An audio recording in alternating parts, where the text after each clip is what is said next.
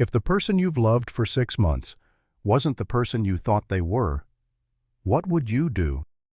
Port Haven, a city that smelled of salt water, diesel fuel, and old timber, a port city where fog rolled in each morning like a thief, swallowing the coastline until the sun decided to fight it off. Cargo ships the size of buildings eased into the harbor every hour, their horns bellowing across the water, shaking the windows of apartments that had seen better decades. 500,000 people called Port Haven home. Fishermen who had been here for generations, dock workers who hauled steel cables with hands like iron, office employees who never looked up from their phones, and people who wanted to disappear into the crowd who counted on the noise, the chaos, the sheer density of human life to keep them invisible. Adriana Voss was one of those people. At 30, she had learned that survival often meant being two people at once. By day, she was an office assistant at Halberg Logistics, a mid-sized shipping company that specialized in moving everything from car parts to medical equipment across the country. She was neat, punctual, always in pressed blouses and dark skirts. Her brown hair was tied into a low bun, and her makeup was just enough to look professional without drawing attention. She kept her head down, handled paperwork, scheduled shipments, answered phones. Her co-workers thought of her as polite but distant, the kind of woman who would smile and say good morning, but never join them for lunch. She avoided the break room gossip, stayed late when deadlines loomed, and never ever spoke about her personal life. But when the sun went down, Adriana became someone else. She became Marina. Marina existed only in the dim glow of a laptop screen and the curated photos on a private booking platform. Photos taken in the soft light of her apartment, wearing silk dresses and subtle jewelry. Photos that hinted at luxury but never crossed the line into crudeness. Marina was the kind of woman who could make you feel like you were the only person in the world worth listening to. Her clients paid well enough for rent on a one-bedroom apartment overlooking the bay, hormone treatments, therapy sessions, and the quiet comforts she allowed herself. And there was one thing she never told them. Adriana was a transgender woman. She had started her transition at 21, hormone therapy, countless medical appointments, multiple surgeries, years of training her voice, refining her walk, learning the subtle ways to navigate a world that still didn't fully accept her. She had built herself carefully, like a ship assembled plank by plank, until almost no one could see the blueprint underneath. But the fear of being exposed never left her. It lived just beneath her skin, humming like the low throb of the cargo ships in the harbor. One of Marina's most consistent clients was Lucas Kane. 38 years old, broad-shouldered, hands rough from years of physical work. He owned a modest ship repair yard on the west side of the harbor. Widowed for 4 years, he was raising his 8-year-old daughter from a distance she lived with his late wife's mother in another state. When Lucas first booked Marina, it was for the same reasons most men did companionship, warmth, an evening without judgment. But over the next 6 months, his visits had become regular, every other Friday. Room 714 at the Bayview Hotel, a mid-range place near the waterfront with thick curtains and anonymous hallways. Lucas was different from many of her clients. He liked to talk, sometimes for hours before they even touched each other, about the shipyard, the endless repairs, the union disputes, about his daughter, how she was growing up so fast he could barely keep up through video calls, about the way the city had changed, more condos, fewer fishing boats. And Adriana listened. Not Marina, the persona, but Adriana, because in those hours, she wasn't just playing a role, she was letting herself care. It was dangerous, she knew. Letting someone into your real emotions blurred the lines that kept you safe.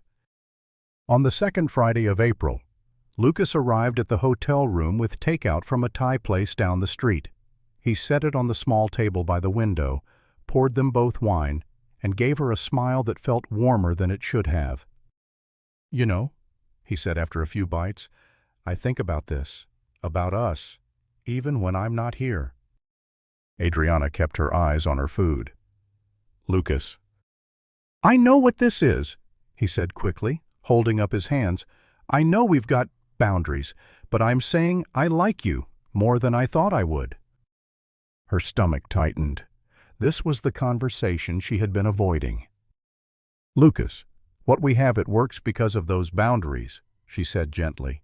"If we cross them, it gets complicated." He laughed softly, but there was an edge in it. "Complicated for you, maybe. I'm a grown man. I can handle complicated." She smiled, but it didn't reach her eyes. "Trust me, you don't know the half of it." Later that night, as they lay in the dim light, his arm draped over her waist, Lucas spoke again. "Do you ever think about something real?" That word real stabbed at her. She rolled onto her back, staring at the ceiling. "Sometimes," she admitted. "Then why not with me?" he asked, his voice low. "Because you don't know who I am," she thought. "Because if you did, you might never look at me the same way again." But she didn't say any of that. Instead, she murmured, "It's just not that simple." Back in her apartment later that night, she called Clara. Clara Ruiz was one of the few people in Port Haven who knew her full story. They'd met years ago when Adriana was still finding her footing in the city. Clara, a photographer with a sharp wit and an open heart, had been a safe harbor more than once. "You're getting too close," Clara warned after hearing about Lucas's questions. "I know," Adriana sighed, "but he's different." "Different doesn't mean safe," Clara replied. "If you're not ready to tell him, you need to pull back. Now." Adriana promised she'd think about it, but deep down, she already knew she wasn't ready to let him go. That decision would cost her everything. It was the last Friday of April, the air over Port Haven carrying that strange mix of salt and gasoline from the harbor. A thin rain had been falling all day, beating on car windshields and turning the streets into dark mirrors. Adriana had been restless since morning. She'd gone through the motions at work, answering emails, filing documents, scheduling freight deliveries, but her mind had been elsewhere. Lucas had texted her the night before. "Let's not do the hotel this time. Let's have dinner first, somewhere nice." That alone was enough to set off warning bells. Hotels were safe. Hotels were neutral territory. Dinner meant public spaces, eyes on them, conversation that couldn't be as controlled. But she said yes anyway. They met at a small Italian restaurant 2 blocks from the water. Lucas was already at the table when she arrived, wearing a dark shirt that made his shoulders look even broader. His hair was still damp from the rain, and he gave her a smile that made her heart ache in a way she hated to admit. They ordered wine, pasta, and bread with olive oil. For the first 20 minutes, it was easy talking about his daughter's school play, about a ship engine he'd been working on for 3 days straight. Adriana let herself relax, laughing at a story about one of his workers who had accidentally dropped a wrench into the harbor.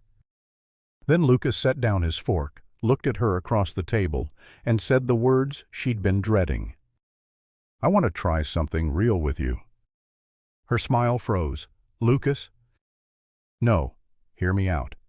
I know this started as business, but 6 months is a long time, and I can't pretend anymore that you're just someone I see every other Friday. You matter to me." She gripped her wine glass, feeling the condensation slick beneath her fingers. "You don't know me like you think you do." "Then let me," he said simply, "let me in. Let me be part of your life." She shook her head slowly. "It's not that simple." "It is," he countered. "You like me. I like you. That's the simple part. The rest we can figure out." Her chest felt tight. "You don't understand. There are things I can't change." Lucas leaned forward, his voice dropping.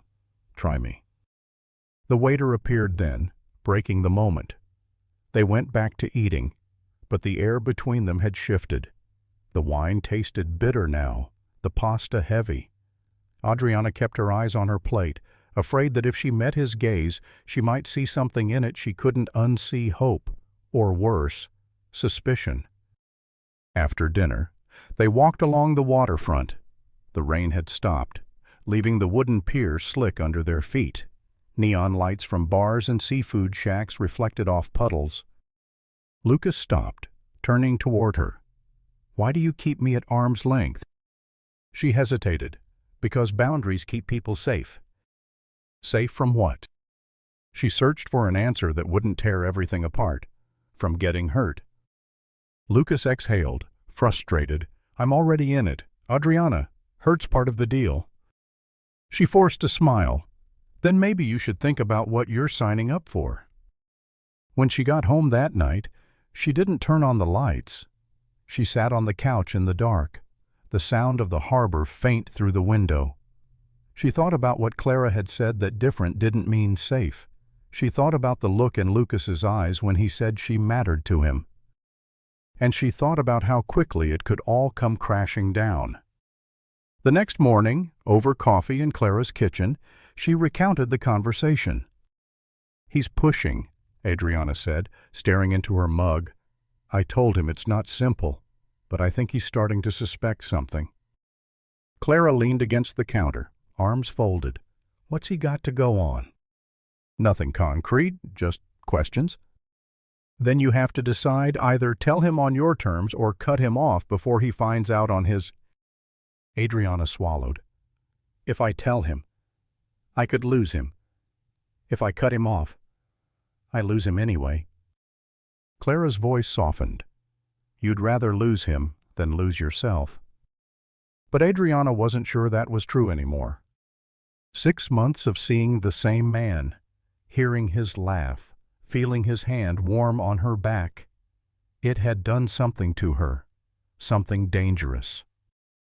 That night, she lay in bed, staring at the ceiling. She thought about how her life had been built on careful rules: never meet clients outside the agreed location, never share personal details, never let them see the cracks. And yet here she was, already breaking them in small ways, answering his late-night texts, agreeing to dinner, letting him see the way her eyes softened when he talked about his daughter. She didn't know it yet, but the rules wouldn't just bend, they would shatter. The first week of May brought one of those storms Port Haven was famous for. Sheets of rain swept in from the Atlantic, rattling windows and bending the masts of docked sailboats until they groaned like old men.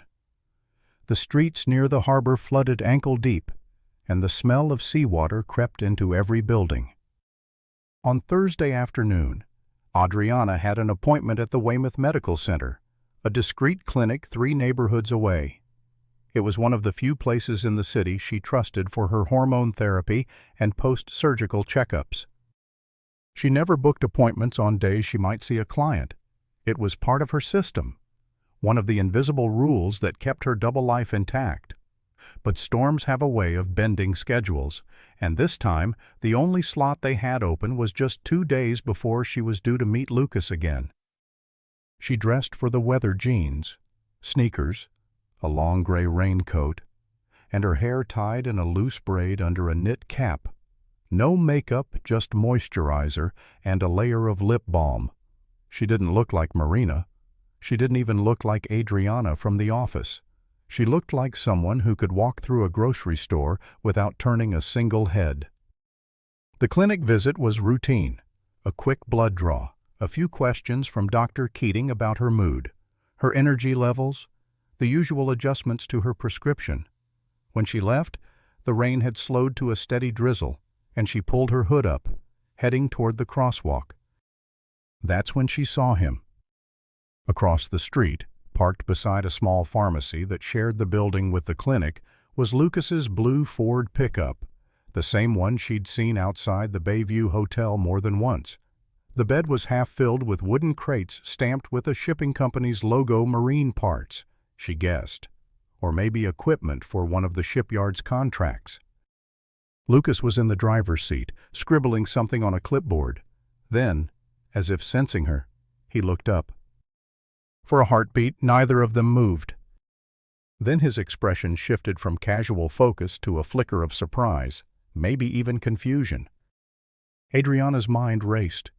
She could turn away, duck into the coffee shop behind her, pretend she hadn't seen him. But that would be worse. Avoidance would look like guilt. So she crossed the street. "Lucas," she called, forcing her voice into a note of cheerful surprise. He rolled down the window. "Mar." He stopped himself. "Adriana." She smiled, rain dripping from her hood, just out running errands. He glanced past her toward the building she'd come from, in this part of town. Yeah, visiting a friend. She hated how quickly the lie came. His eyes flicked to the sign above the pharmacy entrance, where the clinic's name was printed in small letters on the glass door. "Some friend," he said lightly, but there was something in his tone she didn't like. "What about you?" she asked. "Working." "Delivery run? Parts for a repair shop out here." He tapped the crates in the truck bed. "That explains it." She stepped back. "Well, I should let you get back to it. Storm's supposed to get worse tonight." "Yeah." He paused, studying her face as if trying to memorize it. "You look different." She forced a laugh. "Rain hair, no makeup. This is the glamorous off-duty me." He smiled, but it didn't quite reach his eyes. "I like it." They parted after that, but the damage was done. Adriana felt it in the way his gaze had lingered, in the slight hesitation before he said her name. By the time she got home, the pit in her stomach had hardened into something heavier. She paced the apartment, telling herself she was overthinking. Lucas couldn't possibly know what the clinic specialized in. He wouldn't connect the dots from one rainy afternoon. But people didn't need proof to start forming suspicions. That night she called Clara. "He saw me," Adriana said without preamble. "Where?" "Outside Weymouth Medical." "Oh, hell." Clara blew out a breath. "Did he say anything?" "No, just noticed I looked different." "That could mean nothing." "It could," Adriana admitted, but it didn't feel like nothing. 2 days later, Lucas texted, "Let's skip the hotel this time. Dinner at your place." Her thumb hovered over the keyboard. Every instinct told her to say no, but saying no would raise more questions. "Sure, what time?" "Saturday night." She cleaned her apartment as if preparing for an inspection. She hid the framed photo of herself and Clara from Pride 2 years ago. She tucked her hormone vials into a shoebox and pushed it to the back of the closet. She even switched her usual floral candles for plain unscented ones, worried he might notice the kind she favored to mask the smell of medical antiseptic. At 7, there was a knock. Lucas stood in the doorway with a paper bag of takeout and a bottle of red wine.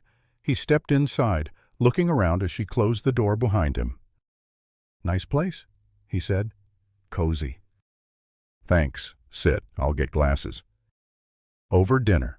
The conversation was easy enough about the storm, the shipyard, his daughter's latest school project, but she could feel the undercurrent, the way his eyes sometimes lingered on her like he was trying to solve a puzzle. After the plates were cleared, he leaned back in his chair. "Can I ask you something?" "Of course." "That day, at the pharmacy, you said you were visiting a friend." "Yes." "What kind of friend?" Adriana's pulse quickened. "Just a friend." His eyes didn't leave hers. "The building's mostly medical offices."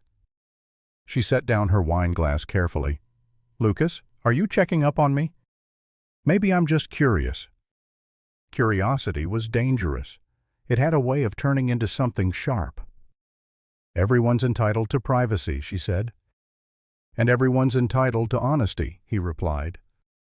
The words hung in the air between them, heavy as the storm outside. By the time he left that night, Adriana knew 2 things: Lucas's interest wasn't fading, and neither was his suspicion. The following week felt different, even in the rhythm of Adriana's 2 lives: daytime logistics assistant, nighttime marina. Something had shifted. Lucas had left her apartment on Saturday night with a polite smile, but she'd felt the distance in it, like a door quietly closing in his mind. He didn't text for 3 days. No little check-ins, no thinking of you messages. The silence pressed on her chest harder each night. On Wednesday afternoon, as she left the office, her phone buzzed. Lucas, dinner. Your place? Friday. No hotel. It wasn't a question. It was a statement. She stared at the message, feeling her pulse climb. Her first instinct was to refuse to tell him her apartment was being fumigated, that she had plans with Clara, anything. But she also knew refusal would just sharpen his curiosity. She typed, "Okay, 7?" Friday came with a cold wind off the water. Adriana spent the afternoon cleaning. Not the light cleaning from the last visit, this was meticulous. She moved every piece of paper from her desk, boxed up a stack of medical documents, wiped down counters twice. She opened her closet and stared at the shoebox holding her hormone vials and syringes. For a moment, she considered shoving it into Clara's apartment across the hall, but then she thought, if he's going to find out, he'll find out.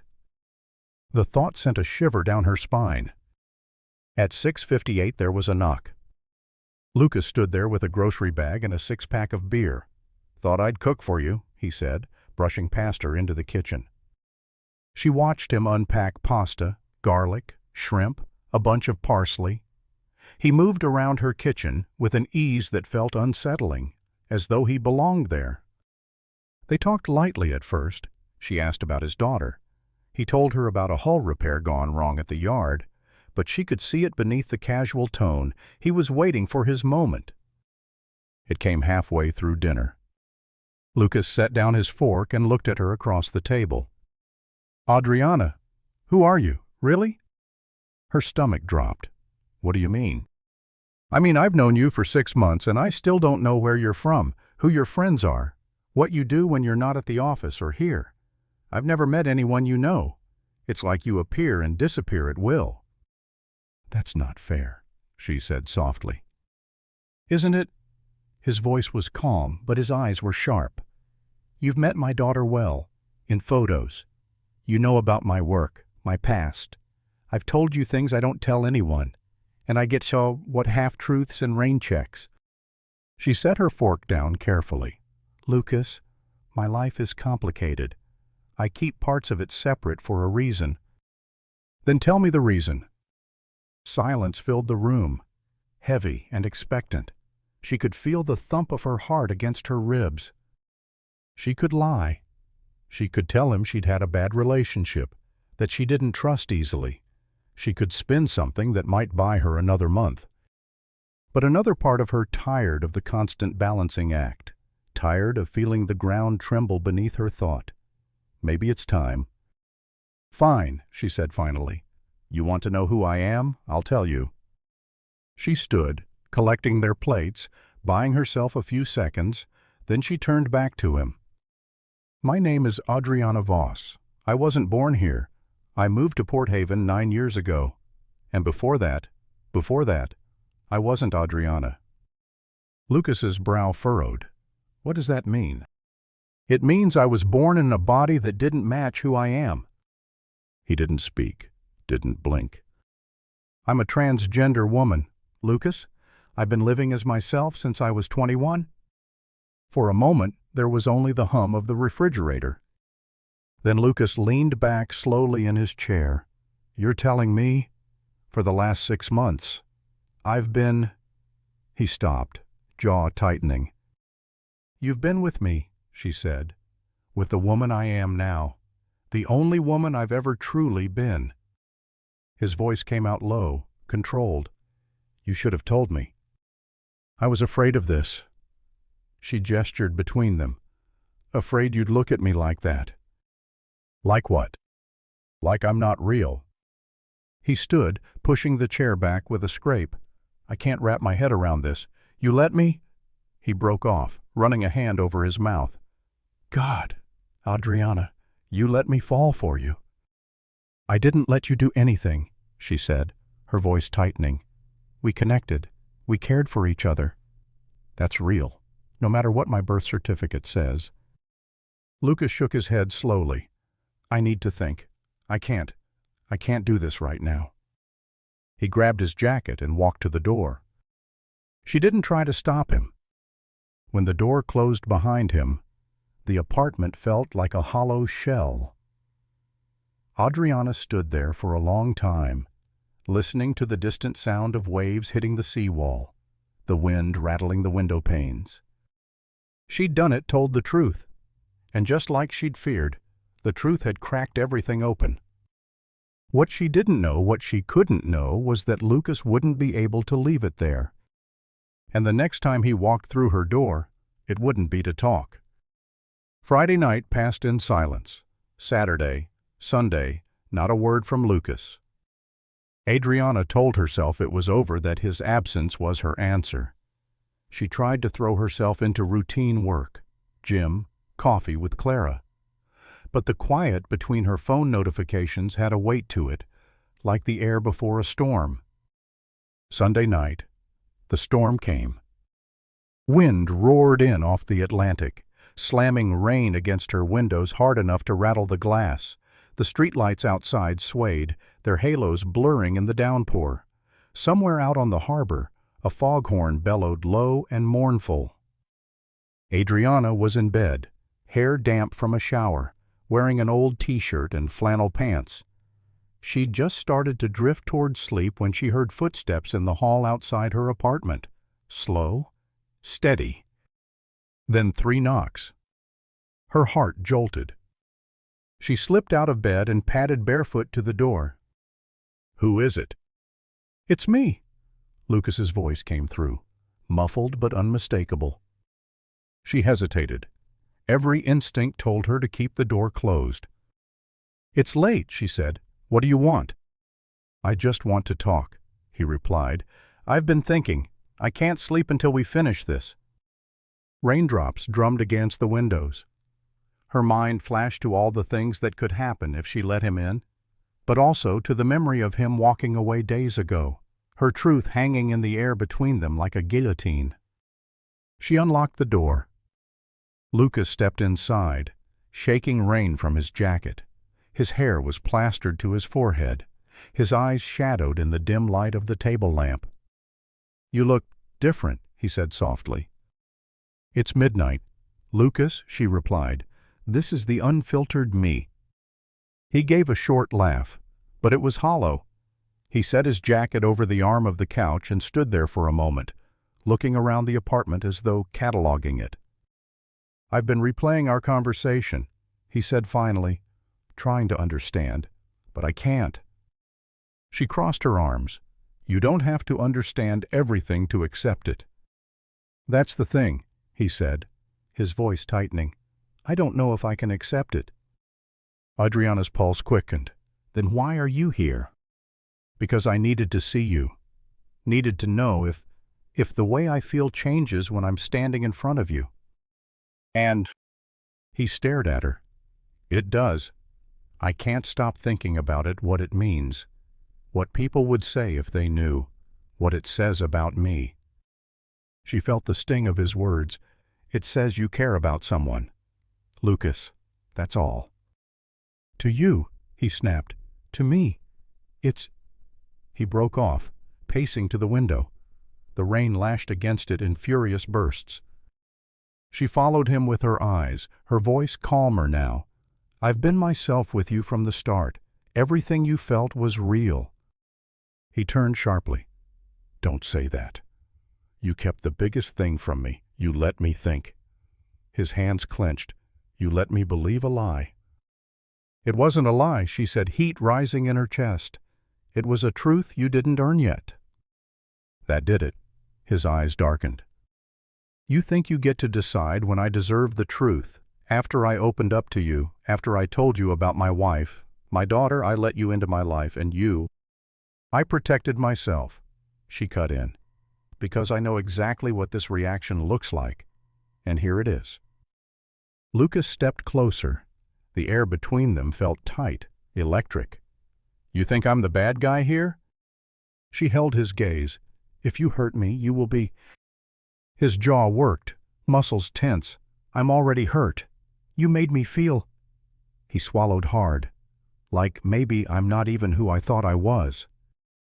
"That's not on me," she said. "That's on you." Something snapped.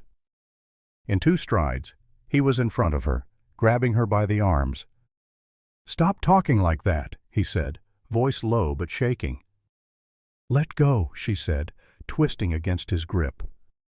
"Not until you listen." Her heel caught on the rug, and they stumbled. She pushed against his chest, nails raking his skin. "Let me go." "Just stop." Her hand hit the side table, knocking over the lamp. It crashed to the floor, plunging half the room into shadow. The rain seemed louder now, the storm outside echoing the one in the room. He shoved her back against the wall. "You ruined everything," he said through gritted teeth. "I told you the truth," she spat back, "and you couldn't handle it." His hands slid to her neck. "You should have told me from the start." Her fingers clawed at his wrists. "Lucas." The pressure increased. Her eyes widened, breath hitching. She tried to say his name again, but it came out as a rasp. The storm outside wailed, a gust rattling the window so hard it sounded like it might shatter. In the dim light, his face was twisted not in rage alone, but in something deeper, humiliation, fear. And then nothing. When he let go, she crumpled to the floor. The room felt impossibly still, except for the pounding of his own heartbeat in his ears. "Adriana," he whispered. He knelt, shook her shoulder. "Adriana." But she didn't move. For a long moment, he just knelt there, staring at her. Then, as if waking from a trance, he stood, grabbed his jacket. Rain swallowed him as he stepped into the hallway, pulling the door shut behind him. Somewhere in the building, a neighbor stirred, half awake from the sound of the lamp breaking, but no one opened their door, not yet. By the time the storm passed in the early hours of the morning, Adriana's apartment would be quiet again, quiet in the way that means something has ended. The call came in at 6:43 a.m. Port Haven Police Dispatch, voice tight but steady. "Unit 12, respond to 118 Breakwater Avenue, Apartment 3B, possible DOA, female, early 30s, caller is a neighbor. No signs of forced entry reported." Detective Elaine Porter was halfway through her first cup of coffee when the radio crackled. She'd been with the department 15 years, long enough to know that possible DOA in the early morning almost always meant homicide. People who die naturally at home aren't usually found by neighbors. She set the mug down, grabbed her jacket, and headed into the wet morning. The storm from the night before had passed, leaving the streets slick and shining under a pale, washed-out sky. Breakwater Avenue was a quiet strip 2 blocks from the harbor post-war apartment buildings with peeling paint, the smell of salt and mildew baked into the bricks. A single patrol car was parked at the curb, lights flashing weakly in the early light. Porter ducked under the yellow tape strung across the entryway. A uniformed officer nodded toward the stairs. "3rd floor. Neighbor downstairs called it in. Says she heard a crash last night around midnight, but didn't check. Found the door cracked open this morning." Porter made her way up. The hallway on the 3rd floor smelled faintly of damp carpet and last night's rain. The apartment door stood open just enough for the light from inside to spill onto the hallway. Porter pushed it wider and stepped in. It was small, neat except for the living room. A toppled lamp lay on the floor, its ceramic base shattered. A chair had been pushed several feet from the table. On the rug, the woman lay on her side, dark hair fanned across the floor, eyes closed. Porter crouched beside her. Faint bruising ringed her neck, a pattern she'd seen too many times. "Ligature the crime scene tech asked from the doorway." Porter shook her head. "Hands." The victim wore flannel pajama pants and a faded T-shirt, like she'd been caught in the middle of an ordinary night. No sign of a break-in lock intact, chain unlatched, which meant she'd opened the door herself. Porter's eyes scanned the room. On the coffee table, 2 wine glasses, one empty, one half full. A takeout bag on the counter, no forced entry. 2 glasses, signs of a struggle. She looked at the victim again. Early 30s, attractive, well-kept nails, calluses on the fingertips, a detail she tucked away without yet knowing why. The ME, Dr. Jansen, arrived a few minutes later, kneeling beside the body. "Time of death?" Porter asked. Jansen pressed 2 fingers lightly to the victim's jawline, tilting her head to inspect the bruising. Given the lividity and temperature, I'd say between midnight and 2 a.m. Strangulation, most likely. Petechiae in the eyes. Defensive wounds. Some. Scratches on the assailant's wrists or neck wouldn't surprise me. Porter straightened, pulling on gloves. She stepped into the bedroom. On the dresser, a framed photo of the victim with another woman, both smiling, arms slung around each other. The closet was organized. Dresses in one section, blouses in another. In the back, a shoebox half hidden under a folded sweater. Inside vials, syringes, and prescription labels for estradiol valerate. Porter paused. Hormone therapy. Noted. She checked the nightstand cell phone. Screen cracked. She slipped it into an evidence bag. Back in the hallway, she found the uniformed officer talking to the neighbor who'd called it in, a woman in her 50s with a robe pulled tight around her. "Name?" Porter asked. "Ellen Grant," the woman said. "I live right below her. Around midnight I heard voices, her and a man, I think. They were talking at first, then louder. Then I heard something fall. I figured it was just an argument. Didn't want to get involved. This morning, I saw her door open and..." She trailed off. "Did you recognize the man's voice?" Ellen shook her head. "Never heard it before." Porter canvassed the floor. Another neighbor, a younger man at the far end of the hall, mentioned seeing a tall man with broad shoulders leaving the building around 12:30 a.m., wearing a dark jacket. By the time Porter left the scene, she had a preliminary picture. The victim had let someone she knew into her apartment late at night. They'd argued. The fight had turned physical. She'd been strangled sometime between midnight and 2. The phone records came in by mid-afternoon.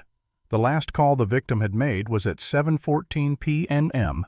to a Lucas Kane.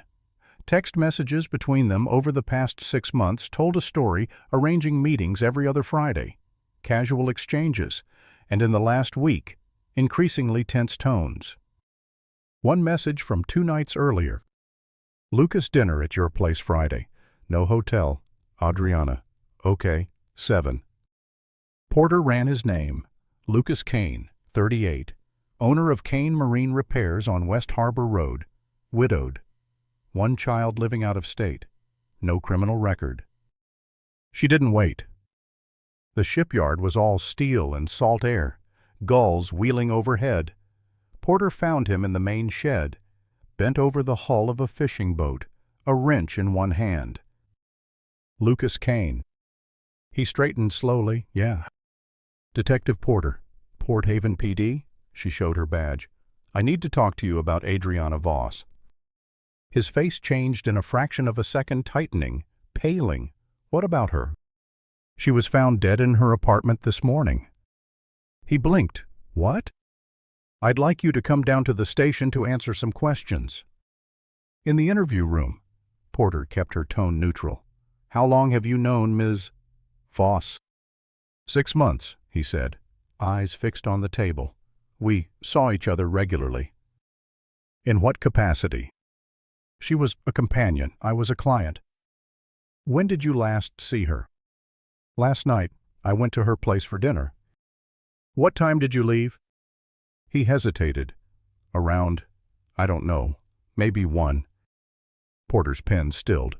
"That's a long dinner." "We were talking, then we argued." "What about?" "She told me something personal, something she should have told me from the start." Porter let the silence stretch. She said she was transgender. He said finally, "I didn't know. I felt, I don't know, betrayed." And then, I left. Straight home. Yes. Porter leaned forward. "Mr. Kane, your fingerprints are in her apartment. Your glass was still on the table. Neighbors heard you arguing, heard something fall. She has defensive wounds that match scratches on your neck." His jaw clenched. "Lucas," she said quietly, "you're the last person who saw her alive." His shoulders slumped. "I didn't mean to." He stopped. "We were yelling. She said things that... I lost it. I grabbed her. I just wanted her to stop, but she wouldn't. And then she stopped moving." By the time the confession was typed, signed, and logged, the rain had started again outside the station. Porter stood at the window for a long moment, watching it streak the glass, feeling the same heavy weight she always did when a case wrapped too quickly. It wasn't justice, not really, just another name in the system, another life cut short, another man who'd decide if only for a moment that someone else's truth was reason enough to kill them. The trial began 3 months later, in the heavy heat of August. The courthouse in downtown Port Haven was an old brick building with creaking floors and windows that rattled when buses passed outside. Reporters gathered on the steps, their microphones poised to catch any word from the defense or the prosecution. Inside, the air smelled faintly of varnish and old paper. Lucas Kane sat at the defense table in a pressed shirt and tie, hair neatly combed. The stubble he'd worn at the shipyard was gone. He looked less like a man who worked with steel and salt water, and more like a man trying hard to be seen as respectable. Adriana's photo sat on the prosecution's table, a smiling portrait, her hair swept back, wearing a navy blouse. It faced the jury. Detective Elaine Porter was there, in the second row, watching quietly. She'd been subpoenaed to testify about the investigation, but she'd also come for something else. Closure wasn't a word she used lightly, but she owed Adriana that much. The prosecution laid out the case simply. Lucas had been the last person to see Adriana alive. They'd argued. She had defensive wounds. His fingerprints were on her neck. His own words typed and signed admitted to grabbing her until she stopped breathing. The defense didn't deny the act. Instead, they leaned into the idea of heat of passion, a sudden, overwhelming emotional reaction to what Lucas claimed was a life-altering revelation. His attorney told the jury, "This was not premeditated. This was not the act of a cold-blooded killer. This was a man blindsided by information he felt he should have known, information that, in his mind, redefined the entire nature of their relationship." It was a dangerous line to walk skating close to, justifying the killing without saying so outright. When Lucas took the stand, he spoke in a low voice, eyes on his hands. "I thought she was someone else," he said. "I thought I knew her. I was wrong. And in that moment, I didn't know how to handle it. I wish I could take it back, but I can't." He glanced toward the gallery, toward the section where Adriana's friend Clara sat with her hands clenched tight in her lap. "She didn't deserve what happened," Lucas said, voice breaking. "But I felt like I'd been living a lie, and I lost control." Clara was called next. She told the court about Adriana's fears that someone might react violently if they found out the truth. She spoke about the way Adriana compartmentalized her life, about the rules she lived by to stay safe. "She cared about him," Clara said, her voice trembling. "She never said it in so many words, but I could see it. He wasn't just a client to her, and she was right to be afraid." Porter's testimony was all facts, the scene, the evidence, the timeline, but when the prosecutor asked about Adriana as a person, she paused. She was careful. Porter said, "She knew the risks, and she still tried to live her life. That's harder than most people realize." The jury deliberated for 8 hours. When they returned, the foreperson stood, a folded sheet of paper in hand. On the charge of second-degree murder, we find the defendant not guilty. On the lesser charge of voluntary manslaughter, we find the defendant guilty. Lucas exhaled sharply. Clara closed her eyes. Porter just sat still, absorbing the words. The judge sentenced him to 12 years in state prison, noting the brutality of the act but also the lack of premeditation.